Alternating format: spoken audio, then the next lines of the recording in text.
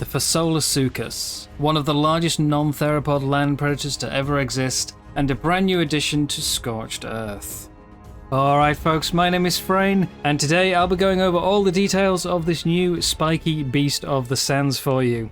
As always, if you find any of this useful, I hope you will consider supporting the channel. But for now, let's dive right in with, of course, the first thing you will need, taming. Now the Fasolas only have one, albeit very large spawn zone, which is out in the blistering dunes that surround the map. They can be found anywhere within this region, both wandering around on the surface and buried beneath the sands, but typically I've found more towards the inner edge of it. You'll be looking for one of three things while you're on the hunt: either an easily spottable roaming Fasola on the surface, a set of spikes jutting out of the dunes, or ideally a dark mound of sand like this.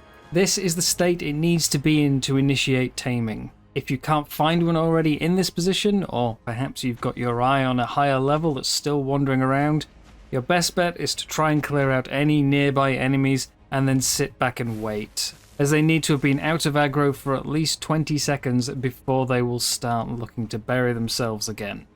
Now that we have our target though, we need some explosives. Grenades are going to be your best bet here, as they deal the least damage and are the cheapest to make, and it's generally a good idea to bring a decent handful, especially if this is your first attempt.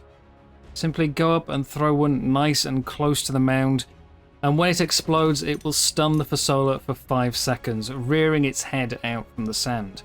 At this point you need to run over, climb onto its back, and start trying to steer it into as many breakable rocks as you can. You should now see 2 progress meters in the lower part of your screen. The top is your control timer. It lasts 40 seconds, but will be refreshed with every successful rock you manage to destroy. Should it run out or the Fasola comes to a dead stop, you will be kicked off, and you will also lose brief control of your mount after every collision. So try to avoid going for anything too close to a cliff edge in case it steers you off it. The lower of the 2 bars is your torpidity meter. A small amount will be gained for each rock you break. Resource type and size both affect how much you gain, with small stone rocks being the lowest at a measly 5, around 50 to 100 from the bones or salt nodes that you find around the dunes, 150 plus for crystal, 200 for metal, and 250 for obsidian. Naturally, those higher nodes are going to be harder to access as they tend to spawn in the mountains, but if you can find them, it will vastly ease your taming process.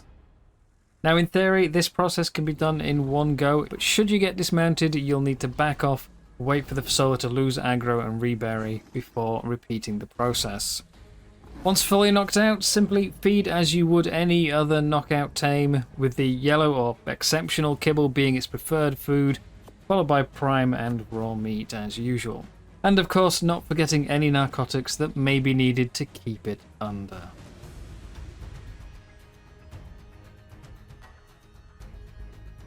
So now that we have our Fasola, let's have a look at it, starting with the basics. Its stat line is roughly halfway between that of a Therizino and a Rex, all across the board, coming out at level 1 with a solid 950 health and 55 damage on its basic attack. Speed seems to be its main drawback, as while not the slowest thing on the map of course, it is unlikely to be winning many races, although it does get a decent boost to that speed when buried. Now outside of those basic stats we have a drag weight of 425, which means that yes, it can enter boss arenas, but also unfortunately can only be carried by the Rhino Nether. 425 is simply too high for a Wyvern or even a Quetzal to be able to pick up. Its saddle is available at level 70 and is actually reasonably cheap, costing 200 fibre, 150 hide, 30 metal ingots and 100 wood. You can use rider weaponry as long as it is on the surface, and yes, it can be bred. It lays large eggs, which make superior kibble and require between 47 and 50 degrees Celsius to incubate.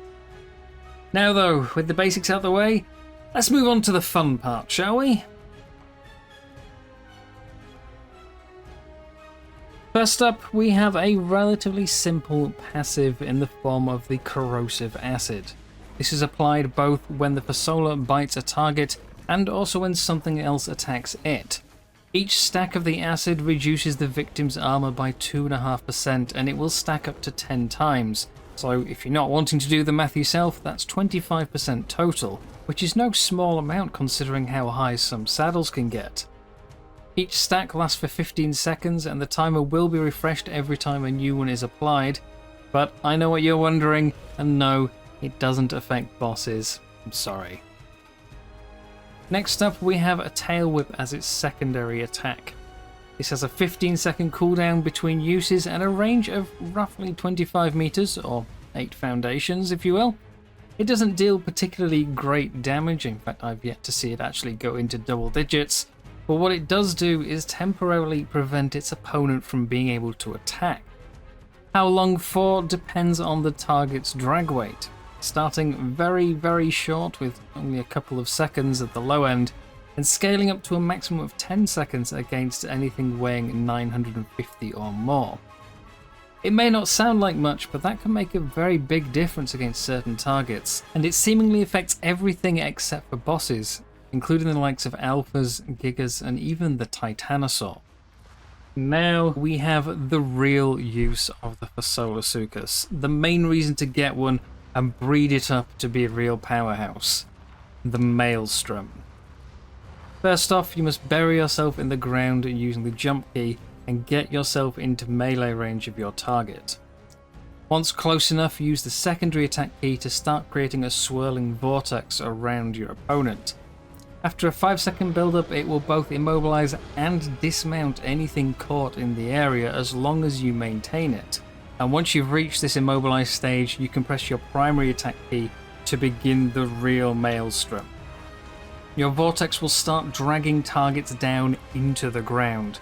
How long it takes to sink depends on the target's drag weight once again, starting at 5 seconds for anything of 100 weight or below, up to a rather long 30 seconds for targets of 750 or above. Now I know it doesn't sound too amazing so far, but once fully submerged, the Maelstrom will deal some absolutely incredible damage in a single massive strike. The absolute minimum the attack can deal is 10% of the target's maximum health, whereas the maximum damage it can deal is a percentage of their current health, scaling once again based on drag weight. Targets at the lowest end will be dealt 25% of their current health, scaling all the way up to a massive 70% of their current health on the largest targets. To put this in perspective, against a wild Giga, this deals 56,000 damage in one blow. There is a catch, of course, as you would expect with something that strong. You need to choose your targets wisely, as should your Fasola lose more than 10% of its own health during this process, you will be both interrupted and briefly stunned.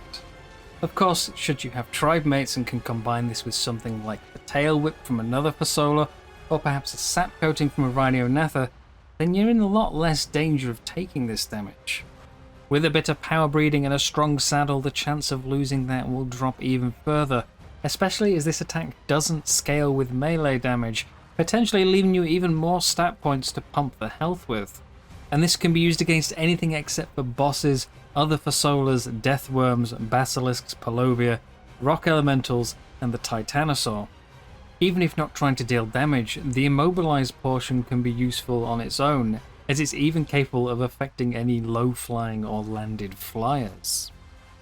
And finally, least impressive but still useful in its own way, the Fasola can be used to easily gather flint. Just burrow into the ground and ride through as many rocks as you can find. But there we are. That is everything I could possibly tell you about the Fasolasuchus. If you found anything that I've missed, please say so in the comments. I will do my best to see if I can fill in the gaps. For now, thank you very much for watching. Enjoy your taming, and I'll see you in the next one. Bye bye.